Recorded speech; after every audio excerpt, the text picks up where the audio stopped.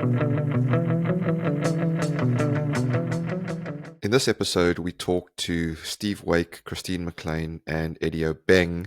I was once again at the EVA conference hosted by Steve, and what a fascinating event, as always. Very, very thought-provoking. We unfortunately lost a bit of the recording with Eddie, but he was fascinating to speak to, and we'll get him back again for a long-form podcast. But I think the key themes coming out of EVA was around skill sets as we move into this technology world. We're still repeating mistakes that we've been doing over decades whilst delivering projects. So I don't want to steal too much of the thunder, but have a listen to this bite-sized episode and let us know what you think. So as we say, keep listening, keep liking, and keep paying it forward. We understand construction. I think how we can help is identifying that risk up front and enabling the transparency that our tools bring to the table. Hello, project people, and welcome back to a brand new episode, a special episode. Once again, we're at EVA. You can't see me in shot if you're watching on YouTube, but I am here sitting next to Mr. Steve Wake and our other guest, Christine McLean, who needs no introduction. You've been on the podcast as well before, Christine, but it'd be fantastic to kind of get the overview from you first, Steve, to understand, you know, what's in store for today. We've already seen the opening by Eddie Obeng, and we'll get Eddie on this episode as well. But it's another amazing day. You shortened it this time round. Yeah, we got to 1 day. Yeah, but still got the dinner, still got the entertainment. Still got the dinner. In fact, got more dinner than ever before. More people eating dinner, I think, than ever before. So just about everybody who's attending is attending the dinner as well. I think we started off with 25 about 10 years ago, and now we've got 50 today. That's amazing. All in the face of tomorrow's train strike too. So they must be hungry for something as well as knowledge. And it's a very good dinner. Absolutely. Let's tell the listeners what the topic this year is, or this session actually, because you do them over. You do multiple ones per year now, rather than one per year. I'm opting to do 2 a year now, as opposed to 1 2-day event. I suppose largely for what would you call it? Continuity, because I do think it's always been my aim to introduce ideas and fresh ways of looking at things, in particular, with what we do. And I think that's been carried out by the first session this morning. I don't think you'd get much of this in any other conference that I can put my finger on around the patch, although I shall name none. And we're really focusing on and chiming in with what I think is an appetite for change, a genuine appetite for change amongst people who, realise that the project management seems to be currently obeying the Einstein rule of insanity, that if you keep on doing something long enough, it will suddenly turn right. And I think we've got to the point where we know that we really fundamentally need to change our approach to the delivery of projects in ways that we haven't done before. But you need permission and you need an appetite to do that. And I believe that the community that is able to bring about some of those changes is now. And I'm afraid it's full of old geezers like me who've been knocking their head against a brick wall for 30 years, trying to get people to do process really well and realising that fundamentally it's more about the people than the process, and getting them to engage and blend that into their day-to-day work, whether that's at home or work, in fact. So I'm moving into an area where I want people in the room thinking about and having their thinking challenged, going away and starting to think, well, how can I actually make this this change work? And realise that it's very much within their own gift to be able to do it as well. They mustn't wait for others to tell them what they're going to do and how they're going to do it. Most of the people in the room are more than competent and experienced enough to do these things. Yeah, absolutely. So you've landed on bridging the knowing doing gap. That's exactly it. With the controls to take back control. Yeah. There's a lot in that to unpack, and I guess that's what you're unpacking with all of your presenters today. That's what I'm just saying here. Yeah. We have it in our own. We can't rely on the institutions, God bless them, or government to tell us what to do, because by and large, as well-meaning as they are, they don't have the background, the knowledge, or the experience to do these things. They're not on the ground doing these things. There have been several references in presentations this morning that we are I shan't go as far as saying we're lions led by donkeys, although I've planted it, but I am saying that we do have it far more within our power to determine and influence how we go about our jobs. We mustn't wait to be told. Well, if we borrow from Eddie Obeng, right, we are, excuse the beep in the background, sound effects, we are perhaps butterflies being led by caterpillars. Yeah. But anyway, I love it, and I love the fact that you've got an amazing lineup again of presenters and speakers, and very thought provoking the first session already. If we bring in you, Christine, as an audience member, what have you taken from today? What can you share with those listening that may not be able to be here in person? Because certainly we've done a few podcasts covering EVA in the past, and it's a phenomenal setting. The thought, the topics that the presenters present are truly amazing. And, I'd encourage anyone that's in the London vicinity who can get to London to attend any of Steve's events. But what is it for you that particularly draws you to this? So for me, it's networking with other people within the profession. And I think what's come out loud and clear from the first 3 sessions today is something that I strongly believe in. It's your mindset over toolset. Mm-hmm. So it's about your behaviours, it's about your communication, your resilience, your adaptability, you wanting to change the system rather than just being part of a system that's broken and being able to challenge that. And I think one of the most powerful things, and it may not be a great perception or people may not agree, but it's the fact that project controls was founded really in an engineering discipline. Yeah. And the fact that they believe in absolutes, and project controls is not that. Whilst you are only ever right one moment in time and there's so many variables, you are heading in that direction, but you can never give absolutes. Yeah. It's crazy because I was chatting quite recently with some colleagues as well around, this notion of projects being truly unique.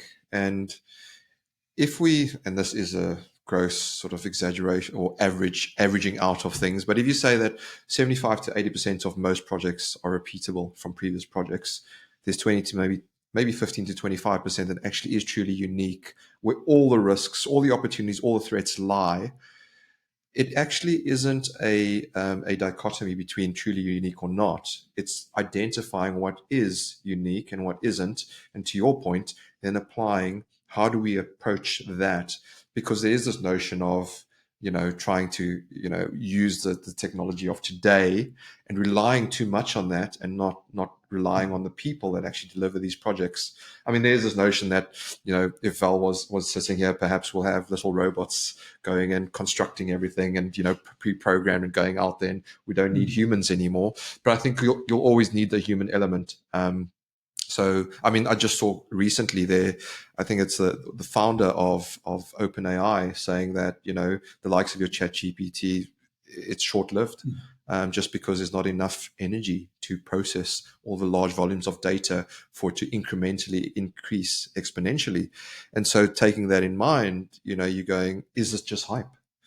In the words of Eddie Obeng, is it a solution looking for a problem, which is quite thought-provoking. But so I'm sitting at EVA in a glamorous setting with Professor Eddie Obeng, who's no stranger to the podcast. Before we dive into, Eddie, what you spoke about at EVA here today, let's just give them a bit of a context from my perspective, because I was watching you present, and I love your energy. I love how engaging you are. I love the fact that you've got this book that you write on, and it comes on the back of the screen and everyone can see your notes. They can't read my handwriting. Well, I was just about to say, whether they can read it or not is another story. But it's fascinating because they can see your thought process and you take them along that journey. And obviously you've crafted your art through your journey and your career. But I love the fact that everything you say is still relevant today. And it really, really is thought-provoking and gets people thinking. Some of the sound bites, if I may steal a bit of your thunder, and it's a bit of a repeat from the previous episode we had with you, was around, caterpillars transforming into butterflies and, leadership, leading through the fog. But being at EVA today, I guess, first of all, how was that experience with that audience, a different audience, I guess, specific to EVA? And then secondly, how is it going in terms of trying to, sort of get the word out there. As you said, you're trying to do this for 10 odd years. So more than 10. More but than yeah, 10. EVA, I've spoken at EVA before, but in the olden days, probably about EVA18 or something like that. And as a pre-dinner speaker. So I'm familiar with the EVA crowd.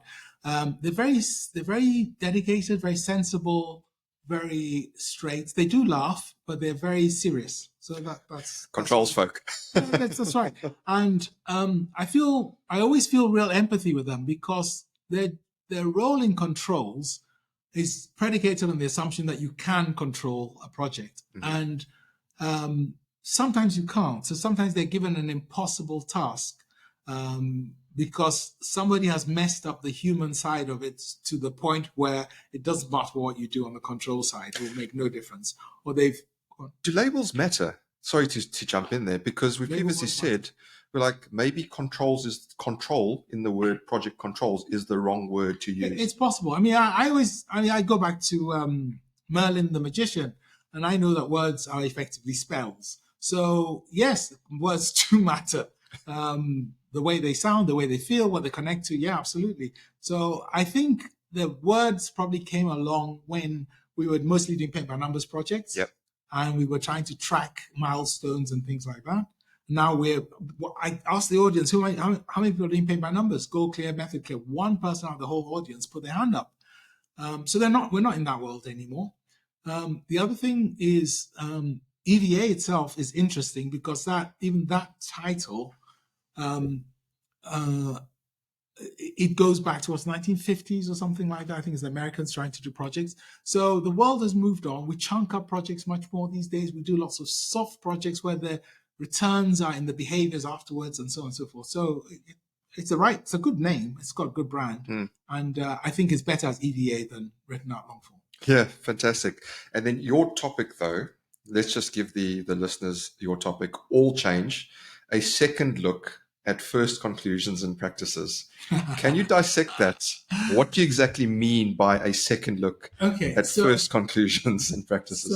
So one of the phrases I used just to sink one of the messages in was almost everything which you know, think, or do is either obsolete or incorrect.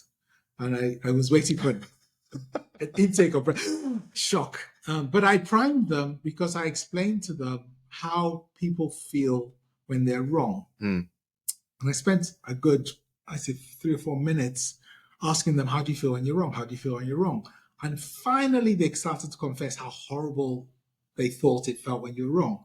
At which point I told them that they were wrong because it doesn't feel anything. It feels exactly the same as being right or nothing at all. When you feel bad is when you discover you're wrong. And so I primed them with that. So when I got through and started explaining to them why, the second look means that we look at projects and we go, they're all the same. No, they're all different. They come in different flavors. Well, the most important thing we have to do is get the process. Well, not really. Sometimes the people get in the way first. Well, what if we could get the process, the people right there work? Well, not actually, because people actually go out of their way to subvert and undermine the project because no project manager ever got to be project director by running projects which had no problems. Yeah. Then the senior people don't even know who the hell you are.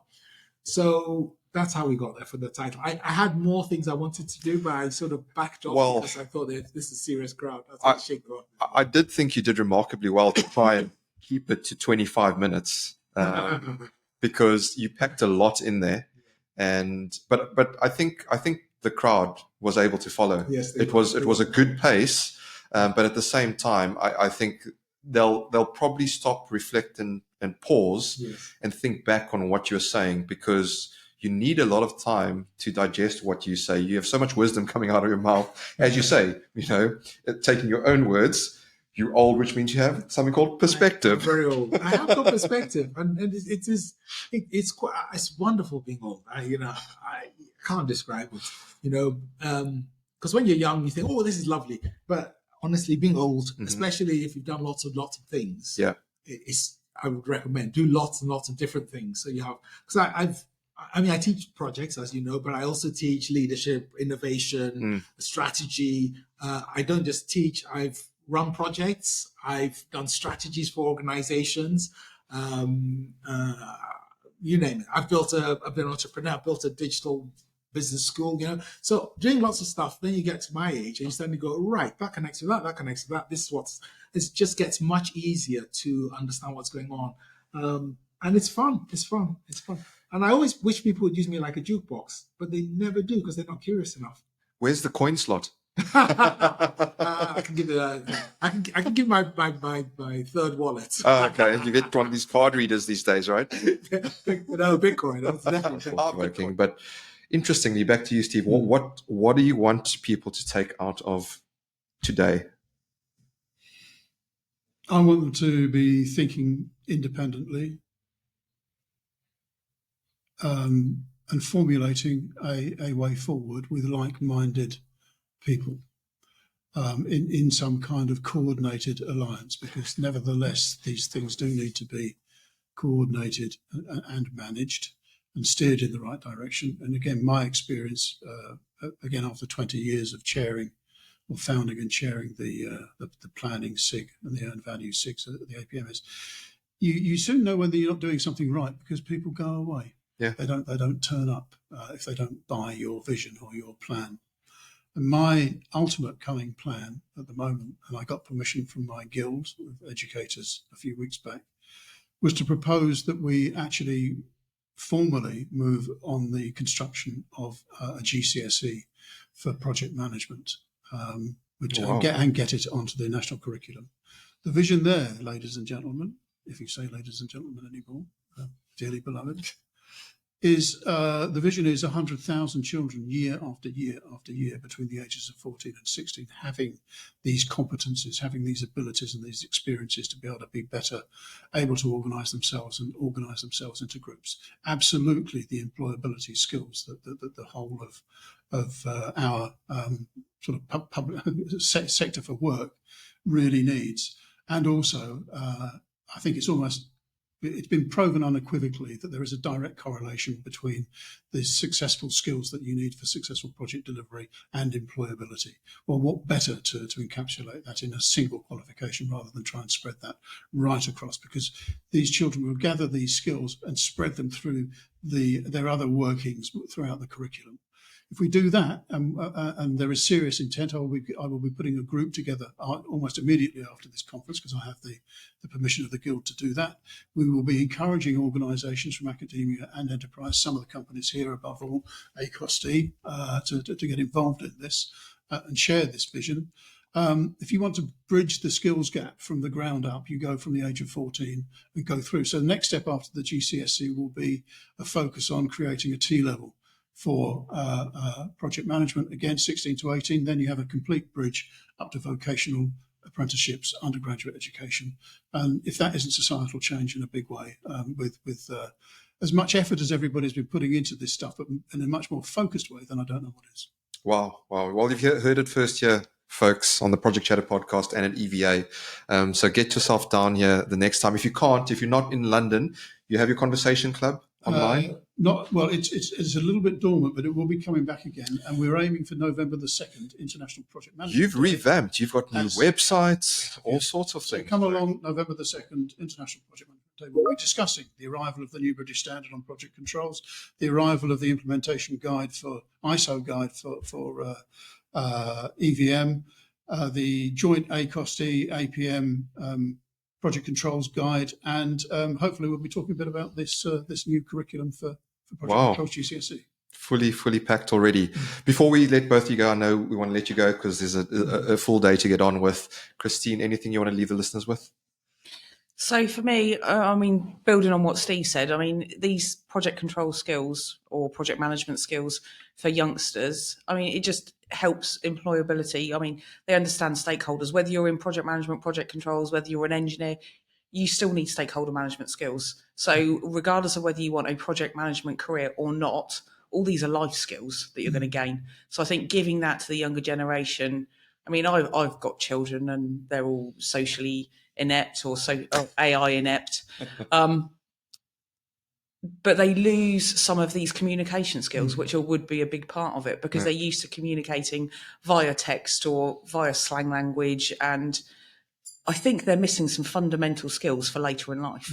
And I think bringing this qualification in can only help the younger generations. Absolutely. Steve, any final thoughts? Well, final thought aligned with that, and which is why I encourage this to become part of the national curriculum, is that I'm not looking to turn out 100,000 robots quoting the same, banging the same drum. A very important phrase to me is that you've got to know the rules in order to break the rules.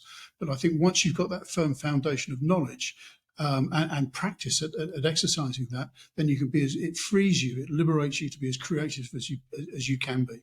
And I think that's where there's a double win there for everybody, and it affects everybody. It's not associated with one sector. It won't be confined to engineering. It'll be everybody, whether they actually, even if they never end up going to work, they'll have these life skills. And I think that's a massive incentive to do this. Life skills. What a way to end this episode.